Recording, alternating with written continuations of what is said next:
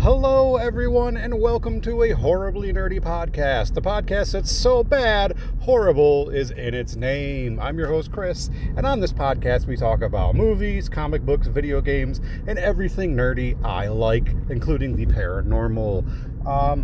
I discovered something very strange during the last episode, and that is I had a fucking blast recording that episode. And I figured out it was because I was driving while recording it. I tend to have and this is going to sound really fucking strange, but I tend to have my most meaningful thoughts and meaningful epiphanies when I'm driving. So I was like, I'm going to record a few episodes while driving, still paying attention to the road, of course, safety first.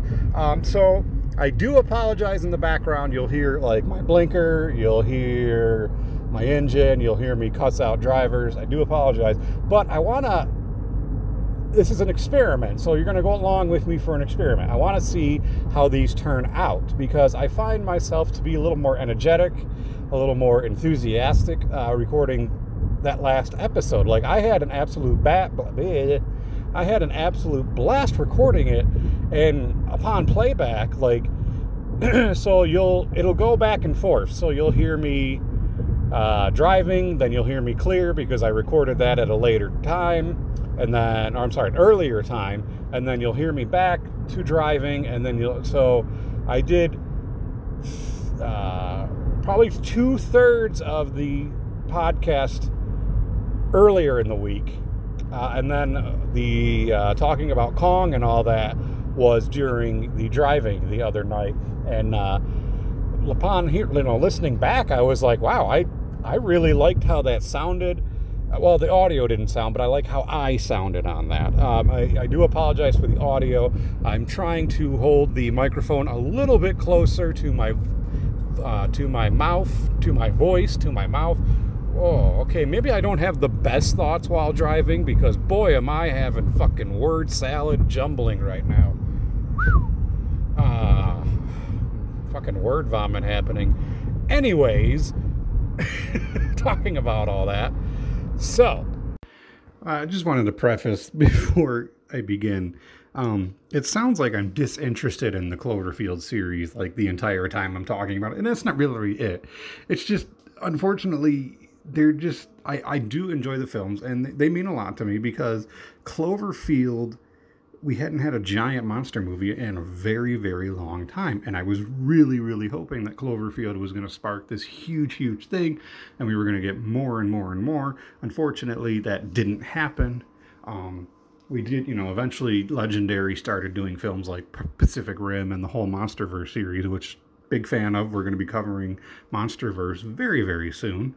But yeah, it's not that I'm disinterested or disingenuated or anything like that. It's just, I enjoy the films. Yeah, they mean something to me. I also had a huge, huge headache while recording the episode.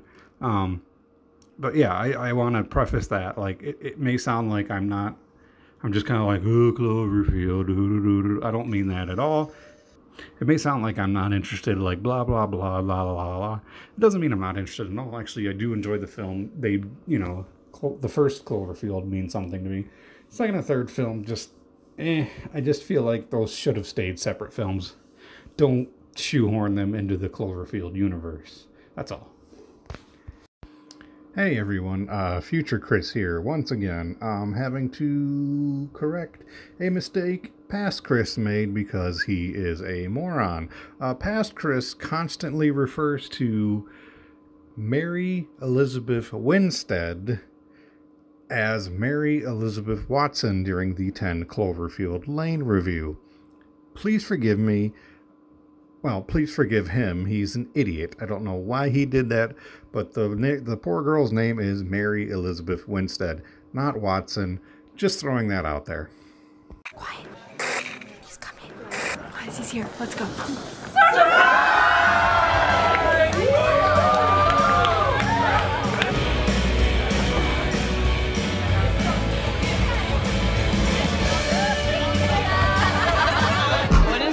It's for Rob. Say something to him before he leaves. Rob's awesome. I'm gonna miss it. Rob, have fun in Japan. You owe me $11. How are you gonna survive without Rob? He's like your main dude. Yeah, no. Hey, how am I gonna survive without you? I don't know, I'm like your main dude.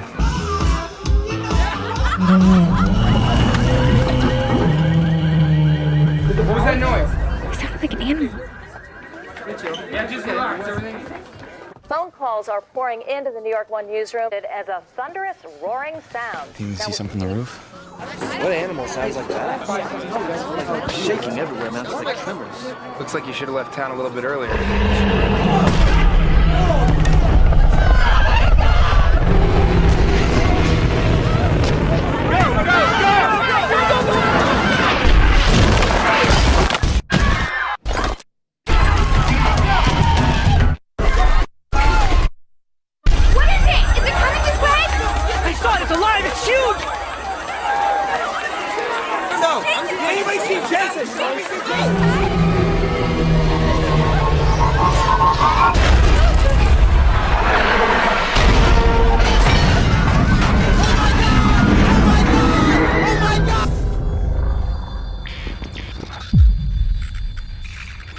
Tonight's gonna be the best night ever.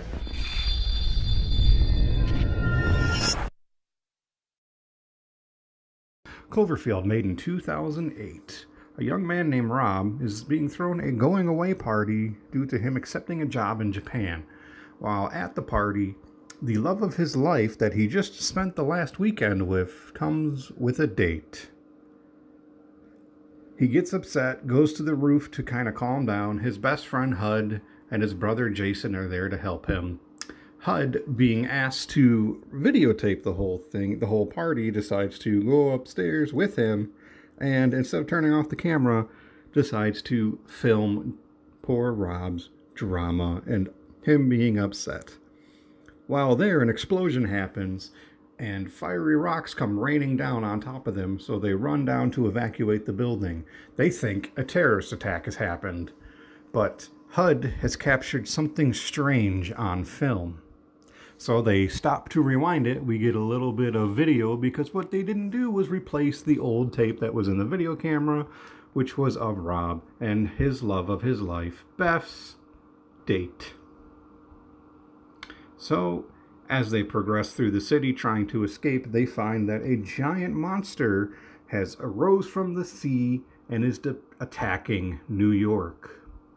They try to escape the city by going to the Golden Gate Bridge. They lose track of his brother Jason. So Lily, his brother's fiance, Marlena, the woman HUD has a giant crush on, and Rob all watch as Jason is climbed on top of a pillar to get their attention, and the giant monster's tail destroys the Golden Gate Bridge, effectively killing Jason. Lily and Rob are distraught and upset when all of a sudden Rob's phone rings. It's Beth. She is trapped in her apartment and she cannot get out. So Rob decides to abandon evacuating the city and find his way to rescue Beth because he's still in love with her. So Lily, Marlena, and HUD all decide him to join him on this journey as they battle their way between the military, a giant monster, and some strange parasite crab things that are falling off of the giant monster. Poor Marlena gets bitten during the escapade. The military finds them. They scream, "Oh my God, we got a bite here." They rush Marlena into a tent in the hospital, or a hospital tent, into which she explodes. Apparently the parasites bite. It's never really clear, but there are a few hints that it's possible that when you get bit by the parasite, they pretty much like an alien chest burster, they impregnate you and then they explode out of your stomach. It's never really explained and never expanded upon throughout the whole Cloverfield universe, which we're going to get into. That's why I'm kind of rushing through this plot, because we're going to discuss all three films and how I think they can make them into one cohesive narrative structure. So, with Marlena now dead, they still decide to find Beth and rescue her. They find Beth's apartment building, which has been toppled over and is leaning against another building. They take the elevator all the way to the roof, in which they hear a strange noise. Once they hear the roof, HUD turns the camera and sees that the giant monster is heading straight towards them. They hurry into Beth's apartment where she is trapped and impaled on a piece of rebar.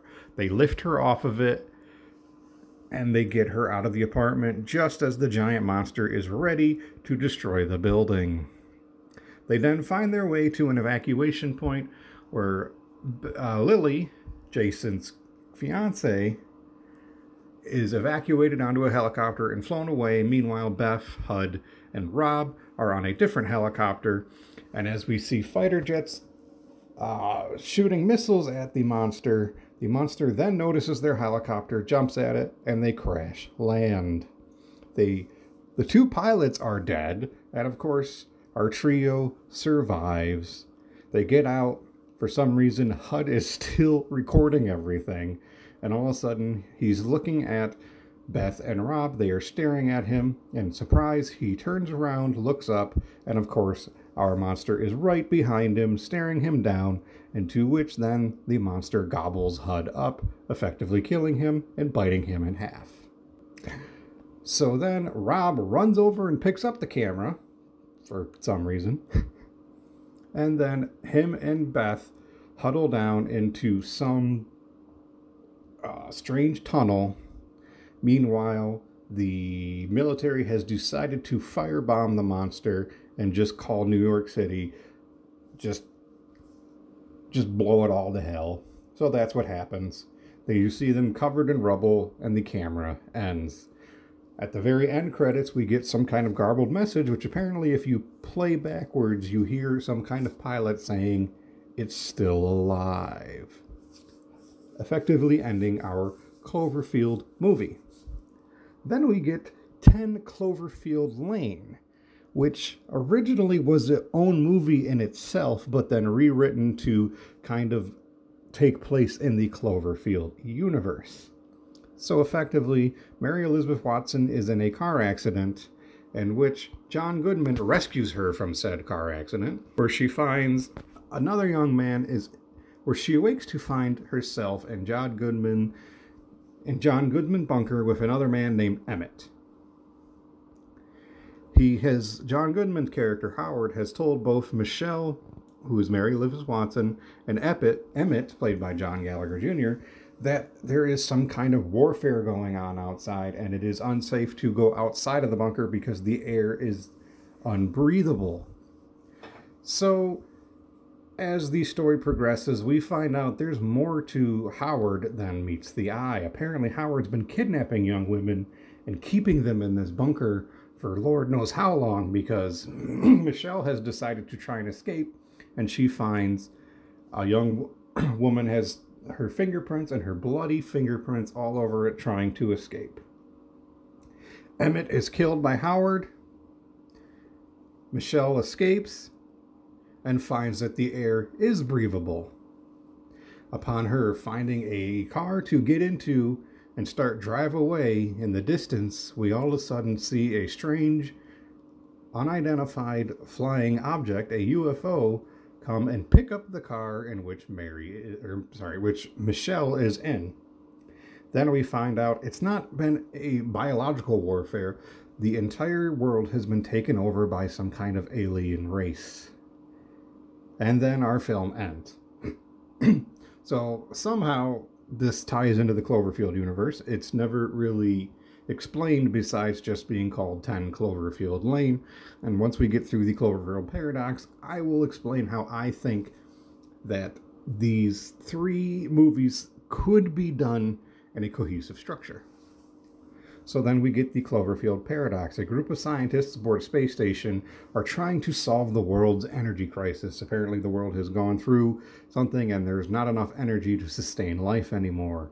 So they use this particle accelerator to shoot Earth and somehow solve our entire energy crisis in one thing. They get ready, they power it up, and then they explode the particle accelerator, effectively solving the energy crisis. But something else has happened. We cut to Earth and we see explosions everywhere. We hear strange booming sounds. And then we cut back to our space station where everyone has been knocked unconscious. And strange things start happening. One scientist awakens to find he has strange worms all over inside of his body. Another's arm is missing and it's sentient, moving on its own. And then they find a young woman somehow is impaled, but like almost, not necessarily impaled, but she has seamlessly been installed into the structure. It's very weird, but then we find out that we have somehow crossed into a parallel universe because this young woman, this Russian woman, is supposed to be there to replace another woman who went insane. So, to make a long story short, they figure out if they fire the accelerator again, they should be able to get back to their universe. They give the Russian woman the results on how to save their world, and they send her on her way, and they once again fire the particle accelerator and end up back in our regular universe, to which they contact NASA and say, we're back. They explain what happened, and they say, okay, come home. They cut to another man who's apparently, he is the fiance of one of the scientists, and he's gotten a hold of NASA, and they're like, yeah, they're coming home, blah, blah, blah. And he says, you can't let them come home, not with these creatures everywhere. And as the space station falls through the clouds, we see the giant Cloverfield monster rise up its head, and we cut to credits. So, essentially, this was another film that was created that was originally just by itself and then rewritten to fit itself into the Cloverfield universe. So, here is what I'm thinking what they could do.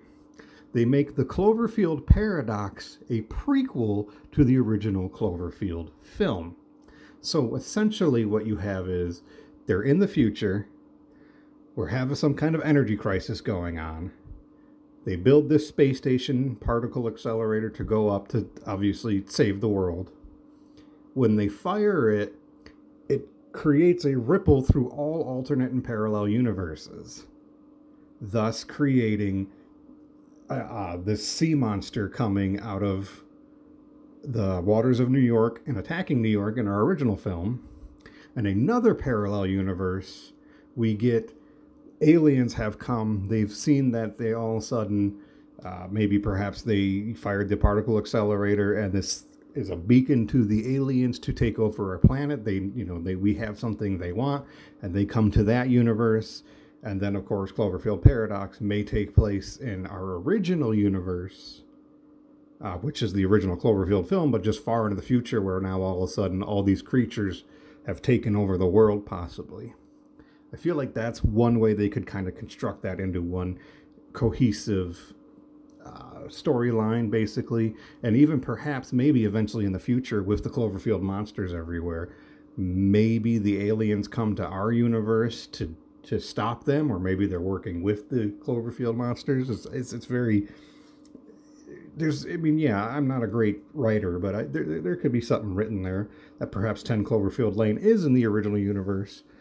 Maybe not. Maybe it's in the other universe where the Russian woman is from in our Cloverfield Paradox. I mean, there's a lot of threads you could do. Now, that being said, Matt Reeves and J.J. Abrams have all said that they want to do a sequel to the original Cloverfield, not found footage style. That I forgot to mention that the original Cloverfield is shot in found footage style. And I mean, I do like the movie. I think it's a very good movie. I think everyone is well cast. I think it's a fun movie. The only issue I have is you do tend to get motion sickness really quickly because it's just constantly running with the camera. It's constantly jumbled, and it's just, you do get nauseous. Unfortunately, I wish they had maybe turned the camera on and off during the running, but I understand they're trying to get shots of the monster in there and all that. That being said, the monster is only shown for about 2 minutes total of screen time, which I never really put together because I feel like the monster's in it quite a bit, but they do a good job of showing it only so much cut throughout the film. You feel like it's in quite a bit of footage. It's done very well. 10 Cloverfield Lane is okay. not the greatest. I mean, the acting's, you know, it's John Goodman, Mary Elizabeth Watson. They're pretty good, but the whole storyline, it's just, it feels like it's supposed to be this taunt, crazy, like, stalker thriller, and then just with aliens thrown at the end. It's kind of, it's muddled, and it doesn't really work for me. And then Cloverfield Paradox is just some strange, it's just supposed to be a science fiction film that they could have done completely different. It didn't have to tie into the Cloverfield universe, but I understand people have been wanting a sequel for, you know, a long time, and they bring back the original monsters, but my only issue is, why bring back the original monster and only show it at the last second of the film for about 1 second? You know, if you're going to do that, just make an original sequel. Just flat out, like I said, if you want to tie in these other 2 films, you could do that. Make it to where now all of a sudden these Clover monsters are everywhere, attacking the city, something like that, and then they kind of explain, okay, this happened, you know, this is what happened. Apparently, you know, you could have like where they cut to the future and they're figuring out like, okay, this is what happened. The particle accelerator caused all this problems and blah, blah, blah, blah, blah. And they try to figure out how to save the world from there. Maybe throw some kind of time travel element in there. I'm not quite sure. I mean, there's a lot of different routes you could go through. But that being said, I do enjoy the original Cloverfield. What I do like about it is the trailer. When the very first time I saw the trailer, you know, it just seemed like this whole drama, you know, like just romantic comedy drama that's maybe found footage style or something, and then out of nowhere an explosion happens, and then it's just chaos, and it really hooked me. That original trailer really hooked me. I couldn't wait to see this film, and I do enjoy this film. There are certain things I would have done differently, but of course, you know, I'm not a writer or director as much as I wanted to be in my career, but what can you do? But again, it's a solid film. I give it 3.5 Cloverfield Parasites out of 5. There are things I would do differently, but again, a decent movie, solid thriller. Again, the acting's done really good. You've got Mike Vogel as Jason the brother, Lizzie Kaplan as Marlena. Jessica Lucas is Jason's fiance Lily, and Michael Stahl David, Rob Hawkins, and Odette Annabelle as his love interest, Beth. You know, directed by Matt Reeves, written by Drew Goddard. Decent film. Again, like I said, different things. One thing I found very interesting is throughout the film, they have these weird parts where they kind of cut in and out, where you get just little splices and images from the original King Kong in 1933, the Beast from 20,000 Fathoms, and them. They're all hidden very briefly when they cut, and it's kind of just a homage to those old films that, you know, maybe that kind of inspired this film. The running time of the film without credits is 80 minutes, the length of a long-running mini DV tape, which was the format used in the camcorder, you know, is what they used for the original camcorder. And this is, I found interesting, a lot of the actors originally thought this was a romantic movie until her second edition where she read a scene. It wasn't until after she was offered the role she found out it was a giant monster movie. And the actors weren't even allowed to read the script until after they signed on, and they could not say anything about the movie during filming. Neville Page, the creature designer, says that the Cloverfield monster is actually a baby who is spooked and looking for its mother.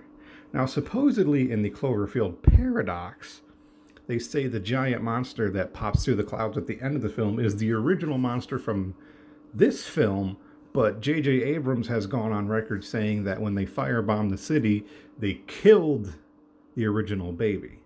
So maybe because obviously the baby was never as tall as the clouds, so perhaps the adults are. It's never fully explained. Again, if you do a fourth film, maybe you can. If you do a fourth film, maybe you can tie it all together. Not sure. I feel like there are some things you could do with it.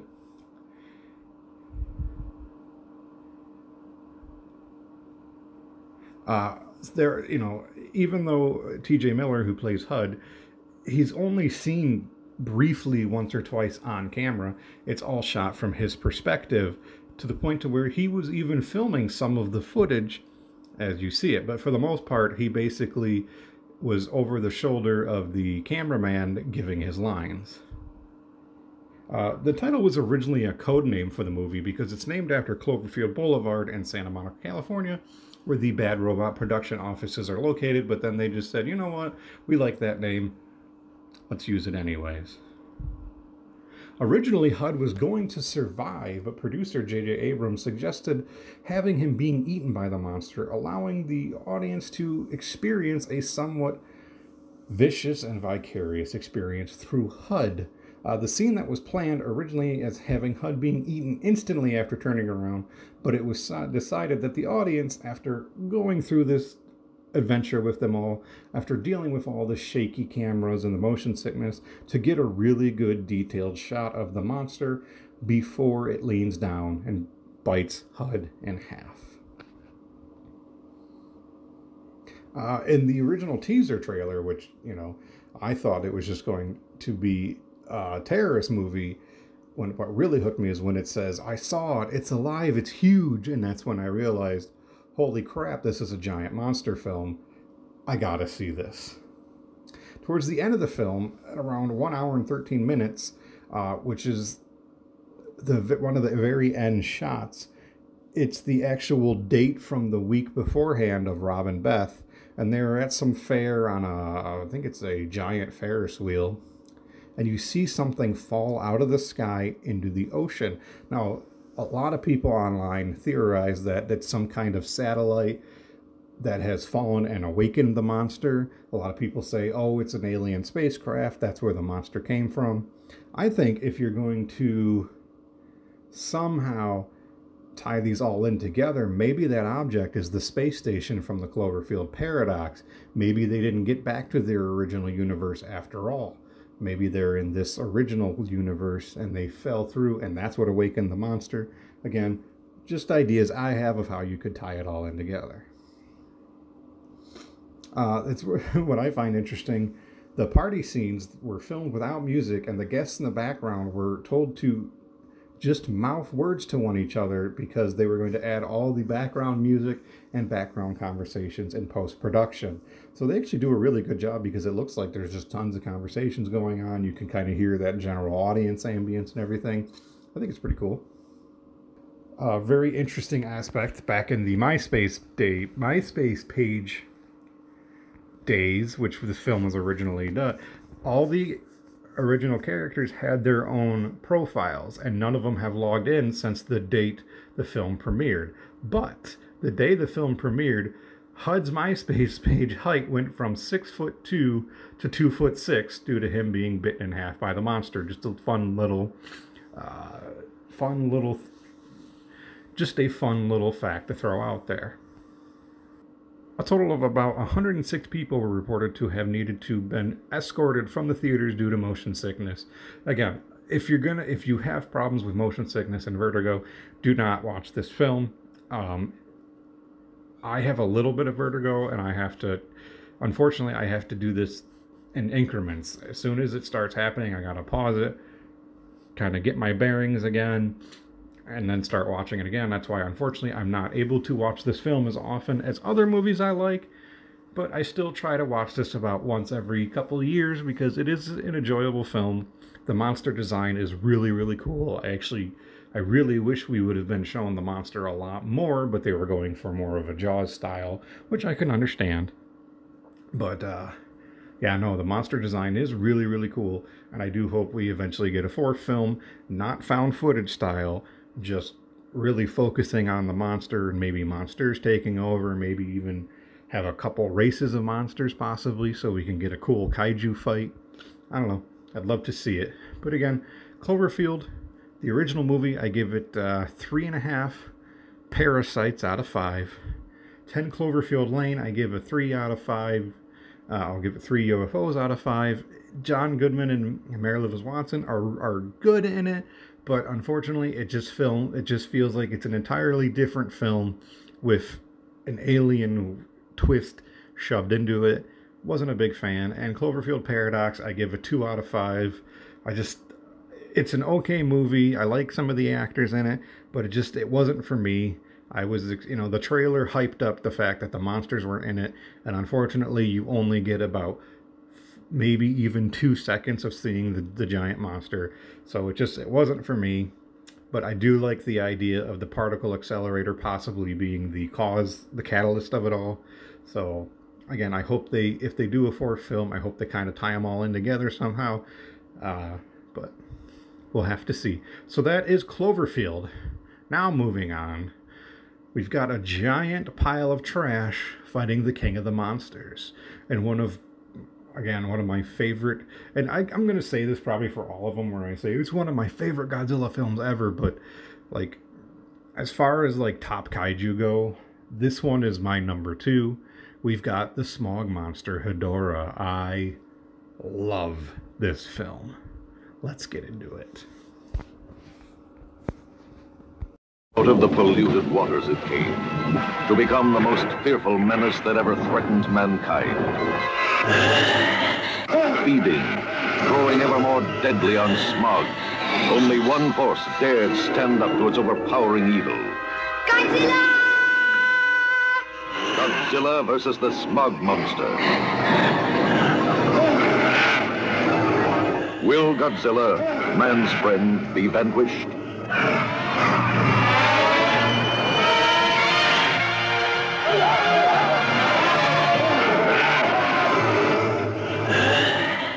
More than 1,600 dead have been reported, while other casualties are expected to exceed 30,000.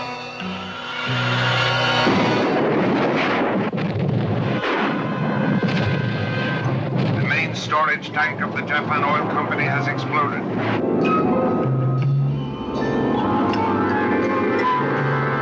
Nothing man can do can stop the smog monster. Can Godzilla save the Earth from this mastodon of destruction?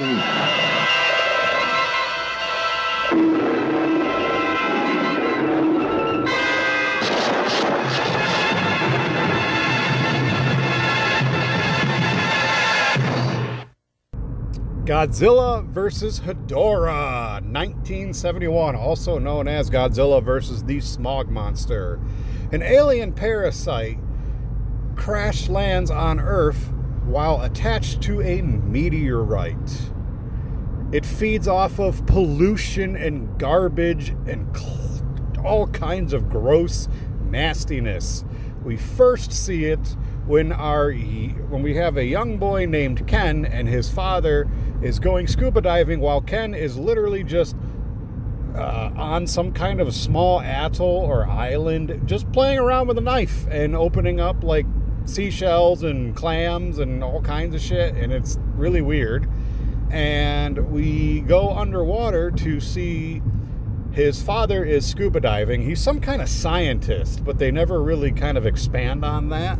But his father is some kind of scientist. He's scuba diving, and he sees this weird-looking monstrous tadpole with these red glowing eyes. And as he's staring at it, this thing spits mud and hits him right in the face. And then we go back to young Ken, who's just hanging out, and he starts screaming his father's name, but he notices something. Something is heading towards him. Well, this tadpole apparently heard him, and it's going for him, and he jumps in the air, and it flies over him Free Willy style, but instead of like being all excited and reaching his arm up to touch the belly of the whale, he holds the knife up and he slices Hedorah open, and he burns his hand. Yeah. So Hedorah is basically a walking pile of pollution and has like acidic powers and everything. So because we find that the father is okay, he's still alive, but half of his face is badly burnt. He's got like coverings all over his head. And now they have the problem of this monster they end up calling Hedorah. It's sucking up all the smog and pollution and growing bigger and bigger and bigger. And young Ken keeps having dreams of Godzilla, and he says, don't worry, Godzilla's going to come and save us. Don't worry, don't worry. So we get our first monster rampage through town. Hedorah is he's sucking up all the pollution and all that, and then all of a sudden you hear it. You hear that iconic Godzilla roar, and we have our first showdown. It's hand-to-hand combat, a little bit of atomic fire breath, and then Godzilla picks Hedorah up by his tail and swings him in circles, like really, like just kept going around and around and around and around, and Hedorah is just squirting mud, or I don't know what it is, pollution everywhere. And we cut to a group of gentlemen playing like dominoes or mahjong or some kind of crazy thing, and you hear glass break and everyone scream, and they cut back to the gentlemen and they're all dead. This is a child's film, and there is so much death and not necessarily gore, but really graphic scenes in this film. And I was a child when I watched this movie, and I fucking loved it. It was awesome. So we get our first battle. Godzilla ends up injured. So for some reason, he's acting like Gamera in this film. So he goes back to the sea to, I don't know, heal or whatever. And then Hedorah disappears, and we discover that Hedorah can, like, transform into this strange UFO-like flying saucer shape. And as it flies over, it depends on how close it is, but if it flies over people, it will literally melt them down into skeletons. And we get a shot of it flying over some people, and young Ken, for some reason, sees this, and he watches as people melt in front of him, and all that's left is bones and tattered clothing. And then we get another shot of Hedorah flying over some kind of construction site, and a construction worker yelling and falling to his death. And after Hedorah flies over, we see the steel beams holding up this building just fall and crumble to pieces. So we've had like a bunch of people, so I'd probably say like a good 30 people murdered so far in this movie. And then we cut to another strange thing where there's like all these, they're in some kind of club, okay? And there's dancing, and it goes batshit crazy. Like, we all just took like a bunch of acid, and it finally like hit, because we get all kinds of crazy, like crazy rock and roll and crazy songs, and then out of nowhere, everyone's head turns into a fish. And it's fucking weird, and it's not explained, and then they all turn back to normal, and we look up at we have like this one guy who apparently is, I don't know, he's like dating Ken's sister or something. It's never really expanded upon. And they go to this club, and a young like stripper is dancing on his table, and he finally looks up and notices her, and then she turns into a fish or something. It's really fucking weird. And then out of nowhere, a gigantic pile of Hedorah gook comes running and just streaming down the stairs, and everyone screams in horror. And then out of nowhere, it just retreats. And then we're left with a little kitten stuck in this guck. But the kitten doesn't melt, so I'm assuming the kitten's fine. So maybe it likes animals, but you know, maybe Hedorah likes animals and says fuck humans or something. I don't quite know. That's never expanded upon again. And so later on, we get another shot of like people are stuck in a traffic jam. It's the guy who's dating Ken's sister, and his sister are in this car, and all of a sudden the car like stops out of nowhere, and it starts moving on its own. Well, then they discover that Hedorah is sitting there and sucking up the cars and eating people, like just absorbing the fossil fuels and the smog and all that from the vehicles. So luckily they get out and they're okay. And then Hedorah turns into his UFO flying fucking shape. I don't know, it's weird. I'm saying fuck a lot in this episode. I don't know why. I apologize for that.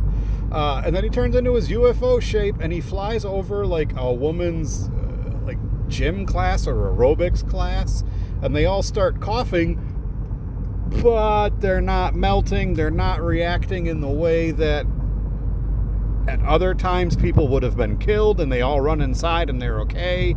It just makes no sense, but it's amazing.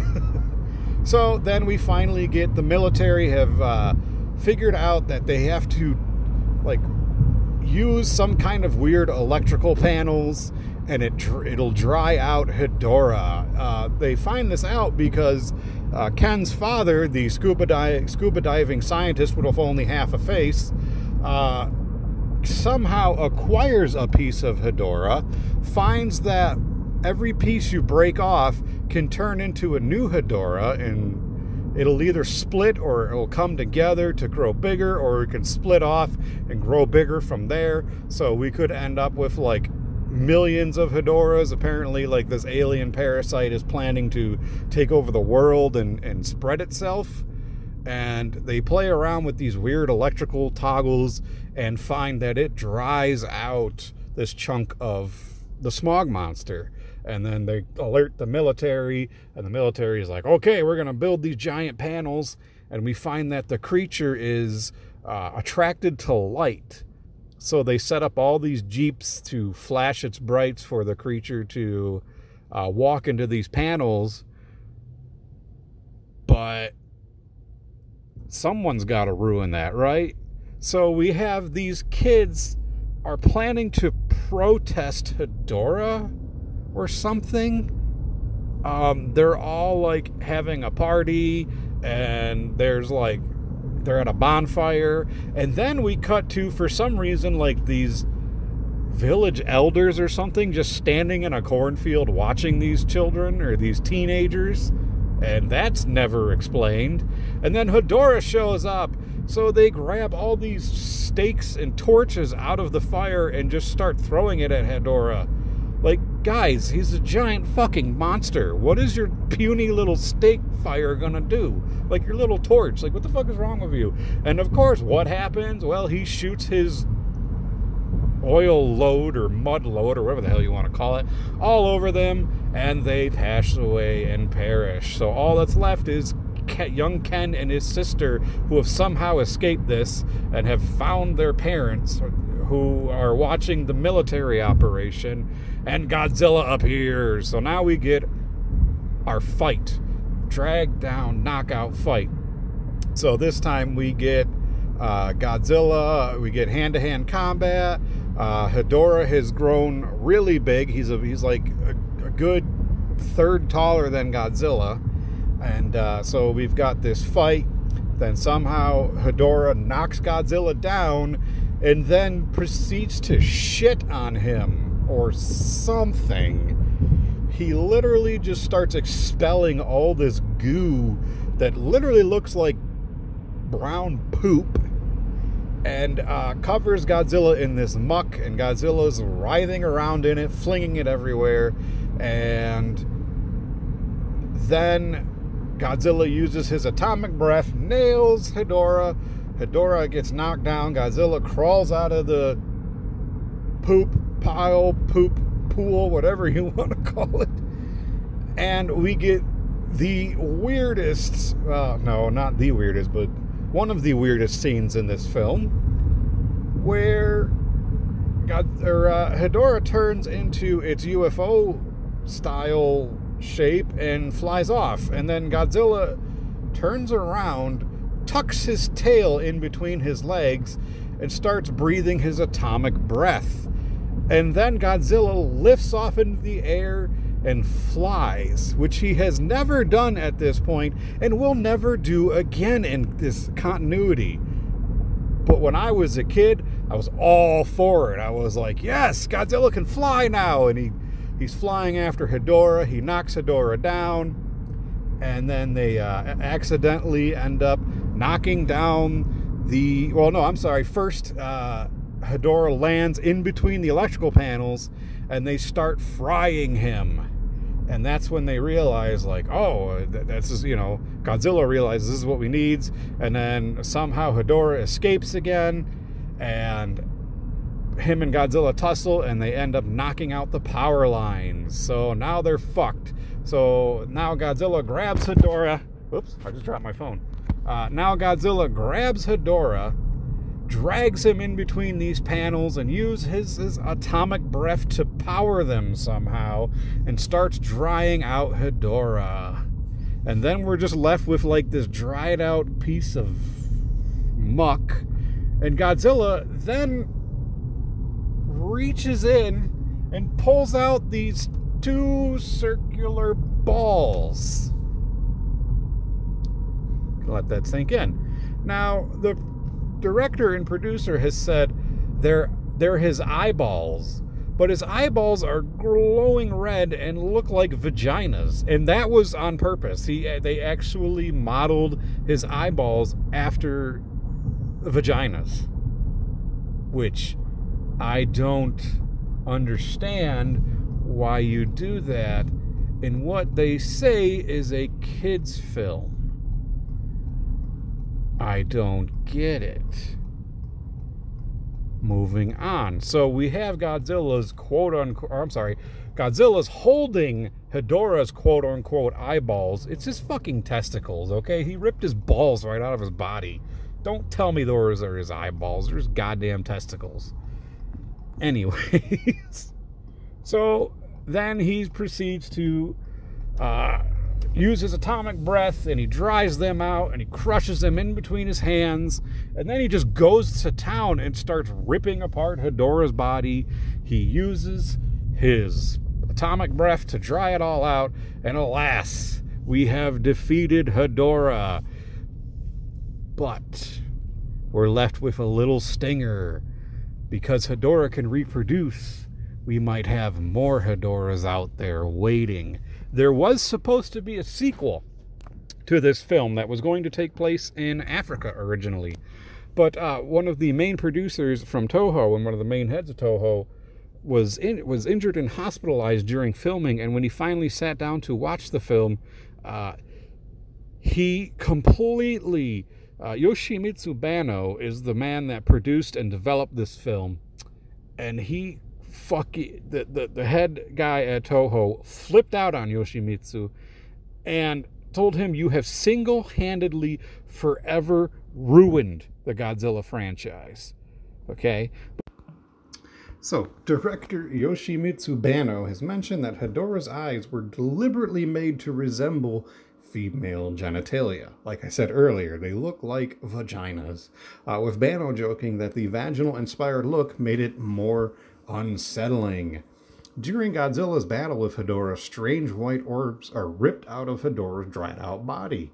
According to Banno, they are meant to be Hedorah's eyes, which he considered the most important part of a person's body. They ain't his eyes, bud. They're his fucking testicles. Like I said, you can say, oh, the reason that they don't, he says, the reason they don't resemble Hedorah's actually eyes is due to the rush production and smaller budget.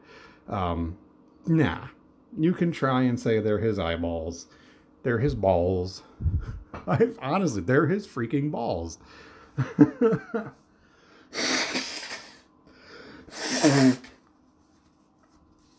As soon as I see it, that's exactly what I see. This was the first film that featured Kenpachiro Satsuma to wear the Smog Monster suit. Though he is small in stature, Satsuma was quite strong for his size and was the only one capable of supporting the over 300-pound Hedorah suit for long periods of time. Though there were wires to help support the suit, he mainly held it up on his own. He then went on to wear the Gigan costume for the next 2 films, Godzilla vs. Gigan and Godzilla vs. Megalon. And after a break of over 10 years, he would be asked to wear the Godzilla costume for Godzilla 1985 or Return of Godzilla. And he would then continue to wear it throughout the Heisei 90 series and retired after wearing the suit in Godzilla vs. Destroya, which came out in 1995. Roger Ebert said this is his personal favorite Godzilla movie because hell yeah, it is. When Godzilla chases down Hedorah near the end of the film, the director originally shot 2 different scenes. One had Godzilla chasing Hedorah on foot, and the other one was him flying. The flying scene was the one used in the final cut because the director thought a comical scene was needed to lighten up an otherwise dark film. And yeah, like I was saying earlier, like this is supposed to be a children's movie, and I think they murder like 45 to 100 people throughout this film.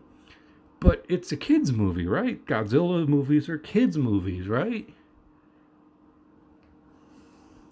Like many of the Godzilla films, this film has a strong social message attached to it. In this case, the rising crisis of pollution that was impacting Japan during the early 1970s. Though it's commonly said that producer Tomoyaki Tanaka was furious at director Yoshimitsu Banno after viewing the finished film. Banno claims that people exaggerate the story and that Tanaka's reaction to the movie, while negative, wasn't as heated as reported.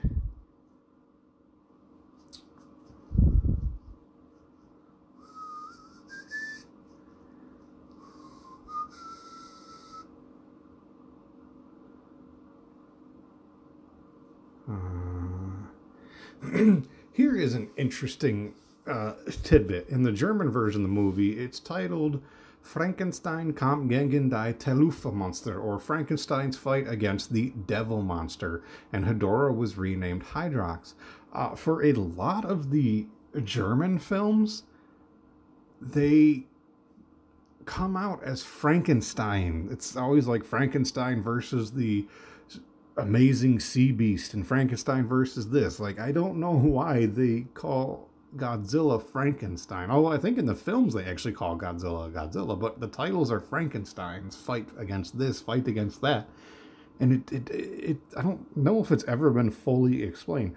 The only thing I can think of is when the Toho produced Frankenstein Conquers the World, which a version of Frankenstein's monster is used, which it's not even really Frankenstein's monster. It's Frankenstein's monster's heart is found in Japan and eaten by a young starving homeless boy. He then transforms into a gigantic mutated version of himself and fights against the monster Baragon.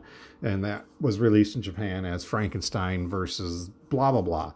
And then they just continued on with that trend. I don't know if that's ever been substantiated anywhere. I remember reading it in one of the Compendium Godzilla Filmography History of the World and something like that. And it's like, I don't understand why they continued with the Godzilla series, calling it Frankenstein, but to each their own. For the first time, the American International Pictures, or AIP, dub of the movie translated its theme song, Bring Back Nature, the English song retitled Save the Earth, which is the song that plays during that trippy club scene with the fish heads and all crazy stuff. It was performed by then upcoming singer Adrian Russ. Russ claims that for a long time she had considered her involvement with a Godzilla movie an embarrassment, but upon learning of the movie's cult status, she completely changed her mind. The other official English dubbing track for the film, produced by Toho, actually keeps the song in Japanese, which sucks because it's such a great song, but I understand why they did it. In terms of screen time, this is the third highest Godzilla film, with Godzilla being on screen most of the time. It is also the most of Godzilla screen time out of all the original Showa films. At one point, we were going to get a remake in the 1990s, and they were going to do like a 3D Godzilla movie, and it was going to be called Godzilla in Vegas, where all this crazy shit happened. But alas, it never came true, unfortunately. And yeah, so that is our synopsis for Godzilla vs. Hedorah, one of the craziest Godzilla films. And of course, because it's weird, wacky, and fucking bonkers, I love it. I give it 5 smog monsters out of 5. Check it out. It's up to us to make a choice. We know what it's worth to save the earth. Come raise your voice. Save the earth. Save the earth. Save the earth. Save the earth. See the evil problem around us. Save the earth. Save the earth. Save the earth. Save the earth. And the solutions stop pollution. Save the earth. Save the earth.